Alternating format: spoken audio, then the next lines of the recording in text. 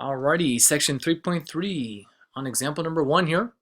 So this chapter right here, for the number of examples that we're going to be doing, are all going to be system of equations, and now it's the application of that. So we're going to be doing many different forms of word problems that apply to using the solution path of system of equations. And what's really cool about math is that system of equations is just one solution path to solving these kind of problems. There are many other ways that we could solve them, but we're just going to use this approach since this is where we're at in our book here. And every example that we do, we're going to kind of use these steps kind of loosely here. I don't know if we're going to go through them all every time though. But this is a good system just to kind of have as we're doing these problems here, so something nice to refer back to. All right, so let's go ahead and check this guy out over here then, all right? So we have a rectangular parking lot that has a length that is 10 feet, more than twice its width. And now the perimeter of the parking lot is 620 feet. The question now is, what are the dimensions of the parking lot? All right, and I always like to highlight our question that we have here, so I'm just going to do that right now, right? Because here in step 1 is what is to be found, and what is to be found is this: is what are the dimensions of the parking lot? So that's exactly what we want to find right now.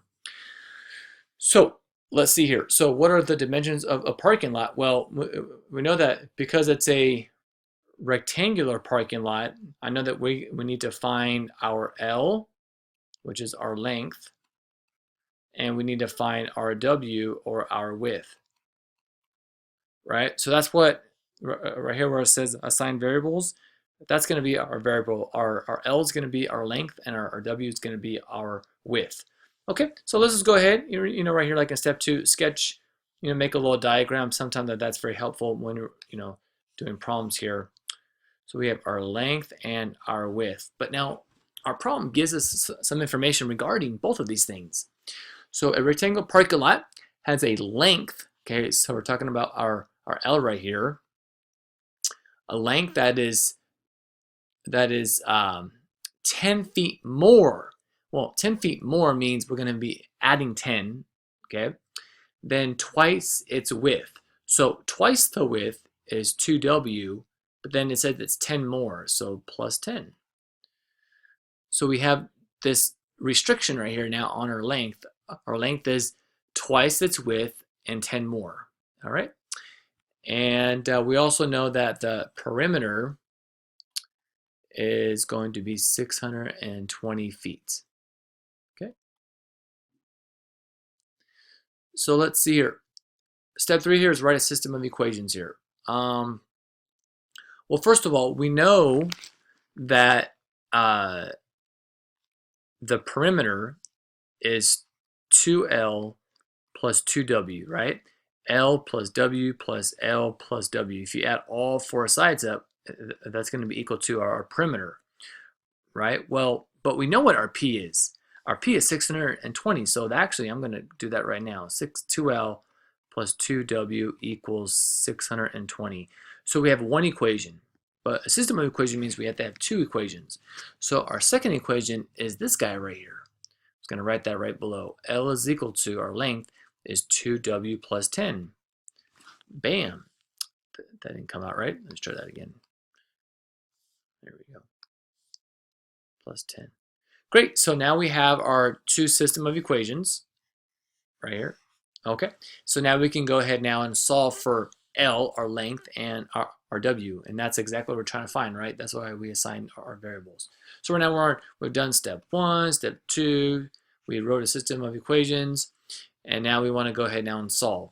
All right, well, it kind of seems pretty obvious here that we want to use the substitution method, that since we know what L equals, L is 2W plus 10, let's just go ahead and replace this L with 2W plus 10. So 2 times my L, and that L is 2W plus 10. And then I'm going to continue this here. 2L plus 2W equals 620. See, and what's really cool about that is that everything now is in terms of W's. So now we can just go ahead and solve then. So 2 times 2W is 4W plus 2 times 10 is 20. bring down the 2W equals 620.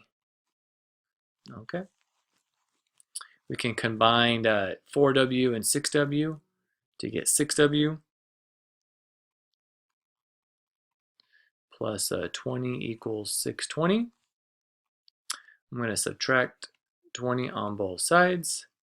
So I get 6W equals 600. Divide by 6, and it gives us our width of 100, right? Yeah. 6 times 10 is 100. And it's 100 feet, right? So we want to make sure that we have our context there. So we have one of our answers. Our width is 100 feet. Well, then we could just turn and just use this guy right here, right? To find our length. So our length is 2 times W, which is 100, plus 10. So that's 200 plus 10, which is 210. So we have a length of 210 feet and a width of 100 feet. So if you wanted to complete our steps here, that was step 4. Step 5 says to state the answer labeling. Label it appropriately, which we did, right? That's why we used feet. So our length is 210 feet and our width is 100 feet. Okay. And does it seem reasonable? Well, it kind of does, because if it says that our length is you double the width and you add 10, well, if I double this, it's 200, and then if I add 10 more, it's 210. And also, if I add 210 plus 100 plus 210 plus 100, is that 620? Well, this is 200, 200, and then another 200, so it's 600 plus the 210s is 620. Yeah, I mean, this all makes sense. So it's reasonable, and we just checked our answer right now.